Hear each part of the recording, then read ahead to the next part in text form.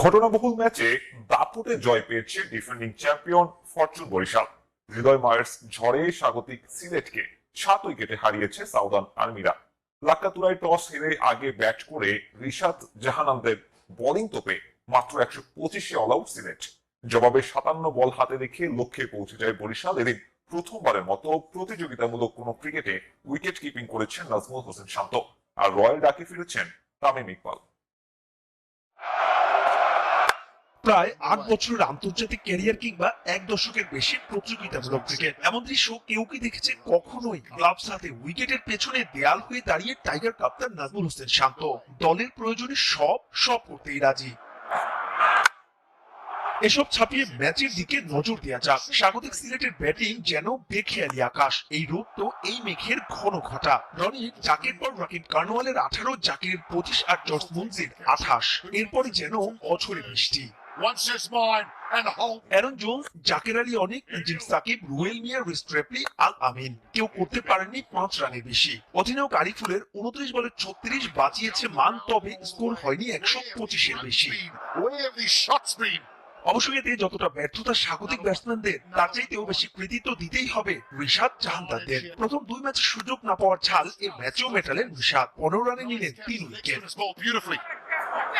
স্বল্প টার্গেটেও শুরুতে ভয় ধরিয়ে দিয়েছেন বিগ ব্যান রাকিব কার্নওয়াল। তামিম ফেরেন রয়্যাল ডাক, অর্থাৎ ইনিংসের প্রথম বলেই। ব্যর্থতার বৃত্তকে দীর্ঘ করে শান্ত ফেরেন 4 রানে। এরপর প্রতিরোধের উপাখ্যান। উইকেটে জমতে কিছুটা সময় নিলেন কাইল মায়ার্স, তবে attack is the best defence তাওহিদ হৃদয়ের। এ দুজনা করলেন 116 রানের পার্টনারশিপ। স্বল্প টার্গেটের ম্যাচে বাকি ছিল কেবলই আনুষ্ঠানিকতা। তবে লাক্কাতুরায় শেষ বেলায় আক্ষেপ তাওহিদের পিঁপড়ি না পাওয়া। 48 রানে তাকে বোল্ড করা লোকাল বয় তানজিম সাকিবের দিনের দ্বিতীয় সাফল্য। ফলাফল 4 ম্যাচে 3 জয়, টেবিলের 2-এ বরিশাল। আর 3 ম্যাচের সবগুলোতে হারে 7 দলের সবার তলানিতে সিলেট স্ট্রাইকার্স। সবশেষ কয়েকটা ওয়ানডে সিরিজে যারা দলে ছিলেন চ্যাম্পিয়ন্স ট্রফিতে, তাদের খেলার সম্ভাবনাই বেশি। শান্তর সঙ্গে 2 ওপেনার তানজিদ তামিম সৌম্য, হৃদয় মুশফিক রিয়াদকে নিয়ে মিডল অর্ডার, ফিনিশিং এ জাকের মিরাজ। 5 পেসারের থাকার সম্ভাবনা বেশি। সুযোগ আছে রিশাদেরও। সাকিব না খেললে সুযোগ পেতে পারেন নাসুম আহমেদ। তবে এখানেই শেষ না। চ্যাম্পিয়ন্স ট্রফির জন্য আইসিসির কাছে পিসিবিকে 15 জনের সাথে অতিরিক্ত 4 জন মিলে 19 সদস্যের একটা দল জমা দিতে হবে। এরই মধ্যে সেই খসড়া করে ফেলেছেন সিলেক্টররা, যেখানে নাই শেখ মেহেদী হাসানের নাম। তবে জানা গেছে টিম ম্যানেজমেন্ট চায় এই অলরাউন্ডার চ্যাম্পিয়ন্স ট্রফির দলে থাকুক, তাই খসড়ায় না থাকলেও শেষ মুহূর্তে দলে ঢুকে যেতে পারেন মেহেদী। 12 জানুয়ারির মধ্যে আইসিসির কাছে চ্যাম্পিয়ন্স ট্রফির দল জমা দিতে হবে। যদিও টুর্নামেন্টের আগে 13 ফেব্রুয়ারি পর্যন্ত স্কোয়াড পরিবর্তনের সুযোগ থাকছে, তাই আপাতত আইসিসির কাছে দল জমা দিয়ে পরবর্তীতে প্রকাশ করবে বাংলাদেশ ক্রিকেট বোর্ড।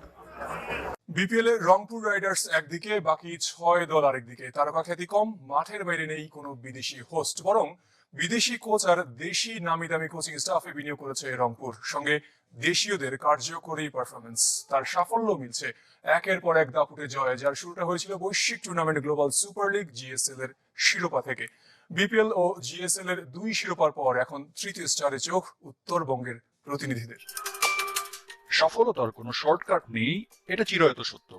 এবারের বিপিএল এ রংপুর সেই সত্যকেই সময়ের সাথে প্রমাণ করে চলেছে। 5 ম্যাচে 5 জয় কথা বলছে রাইডার্সের হয়ে। অপ্রতিরোধ রংপুরের জয়রথের শুরুটা অবশ্য গায়ানায় অনুষ্ঠিত হওয়া গ্লোবাল সুপার লিগের প্রথম আসরে চ্যাম্পিয়ন হবার মধ্য দিয়ে। ফরচুন বরিশালের না খেলার সুযোগটা গ্লোবাল সুপার লিগে ভালোভাবে কাজে লাগিয়েছে রংপুর। নুরুল হাসান সোহানের দল চ্যাম্পিয়ন হিসেবে আত্মবিশ্বাসী হয়ে দেশে তো ফিরেছেই, সেই টুর্নামেন্ট থেকে সাথে পেয়েছে খুশদিল ছাড় মতো এক কার্যকরী ম্যাচ উইনার অলরাউন্ডারকে। এবারের বিপিএল এ 5 ম্যাচে বল হাতে 9 উইকেটের পাশাপাশি যার নামের পাশে 94 রান। ব্যাটিং বোলিং 2 দিকে সমানতালে পারফর্ম করছে রংপুর। আসরে এখন পর্যন্ত সেরা 5 ব্যাটারের 2 জন ও বোলারের 3 জন রাইডার স্কোয়াডের অংশ। অ্যালেক্স হেলস, সাইফ হাসান, খুশদিল শাহ, নাহিদ রানার সার্ভিস পাচ্ছে শতভাগ। যে কোনো দলের সফলতার পেছনে বড় ভূমিকা থাকে কোচদের, তাই এখানে কোনো কম্প্রোমাইজ করতে চায়নি রংপুর। কোচিং স্টাফে দেশি বিদেশি quality coach. High profile Mickey Arthur যেমন আছেন, তেমনি রংপুরের ডাগ আউটে দেখা মিলছে মোহাম্মদ আশরাফুল, মোহাম্মদ রফিক ও শাহরিয়ার নাফিসদের। রংপুরকে সৌভাগ্যবান বলতেই হয়। যারা পেয়েছে নিজেদের মাঠে অনুশীলনের সুযোগ। বাকি ফ্র্যাঞ্চাইজিদের কাছে যেটা কেবলই কল্পনা। দলের এমন সফলতার পেছনে যা অনেক বড় এক কারণ। ক্রিকেটে ক্যাপ্টেন লিডিং ফ্রম দ্য ফ্রন্টের এক যোগ্য উদাহরণ রংপুর রাইডার্সের নুরুল হাসান সোহান। উইকেটের পেছনে যেমন দুর্দান্ত, ব্যাট হাতেও জ্বলে উঠছেন দলের প্রয়োজনে। দলে নেই কোনো দেশি বা বিদেশি টিম হোস্ট, সবকিছু এক পাশে রেখে শুধু ক্রিকেটে মগ্ন রাইডার্সরা। তাদের সামনে বারবার মুখ থুবড়ে পড়ছে প্রতিপক্ষরা। ক্রিকেট বিশ্বের সেরা পেসারদের একজন পাকিস্তানের শাহিন আফ্রিদি বাঘা বাঘা সব ব্যাটসম্যানদের খাদি খাইয়েছেন নিজের বোলিং দিয়ে, আর তাকে তো ভারতীয়দের জম বলা হয়ে থাকে। তবে এই পেস সেন্সেশন টাইগারদের পেস ইউনিট নিয়ে প্রশংসায় পঞ্চম। আফ্রিদি খেলছেন ফরচুন বরিশালের হয়ে। সিলেটে দুর্বার রাজশাহীর বিপক্ষে দারুণ বোলিং করেছেন এই পাকিস্তানি। 4 ওভারে মাত্র 20 রান দিয়ে নিয়েছেন 2 উইকেট। বরিশালের ম্যাচ জয়ের পর প্রেস কনফারেন্সে টাইগারদের পেস ইউনিট নিয়ে কথা বলেছেন তিনি। তাসকিন থেকে শুরু করে এবাদত সবার প্রতিভায় মুগ্ধ তিনি। আমার মনে হয় তাদের বেশ ভালো পেস আক্রমণ রয়েছে, রানা আছে, সে অনেক গতিশীল, তাকে এই শক্তিটা ধরে রাখতে হবে। লাল বলের ক্রিকেট আরো খেললে সে আরো পরিণত হবে। তাসকিন রয়েছে সে দলের পেস ইউনিটের নেতা।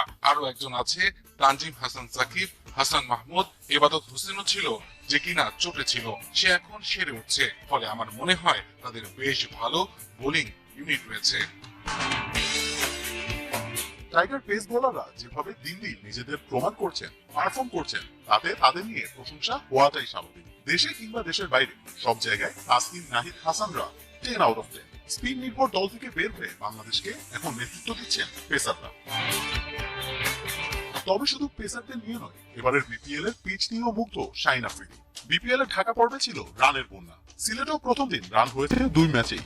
এই উইকেট আগের মিরপুরের চেয়ে ভিন্ন, কম বাউন্স এখানে, সুইংও কম, ফলে টাইট বোলিং করে যেতে হবে। গতকাল কিছু প্রস্তুতি নেওয়া হয়েছে, বোলিং ফিল্ডিং করা হয়েছে, ফলে ভালোভাবেই বুঝতে পেরেছিলাম যে আজকে কি করতে হবে।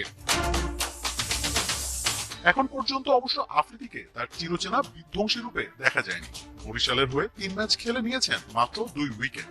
তবে নিজের পারফরম্যান্স নিয়ে হতাশ নন তিনি।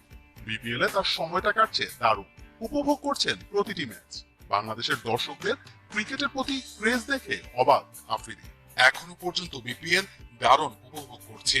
বাংলাদেশের মানুষ ক্রিকেটকে অনেক ভালোবাসে। মাঠে দেখবেন দর্শকে ঠাসা থাকে, অনেক সাপোর্টও থাকে, ফলে বেশ ভালো সময় যাচ্ছে এবং অবশ্যই তামিম ভাইয়ের সাথে। আফ্রিদির মতো প্লেয়াররা যখন বাংলাদেশের ক্রিকেট কিংবা টাইগার প্লেয়ারদের নিয়ে প্রশংসা করেন, তখন তা আসলেও গর্বের। বিপিএল এর রোমাঞ্চ আরো অনেকাংশে বেড়ে যায় যখন শাহিন আফ্রিদি, জেসন রয়, মুইন আলীরা খেলেন। তবে সব ছাপিয়ে টাইগার পেসাররা যে পারফর্ম করে বিশ্ব মঞ্চে নিজেদের নাম লেখাচ্ছেন, তা আসলেও প্রশংসার দাবিদার।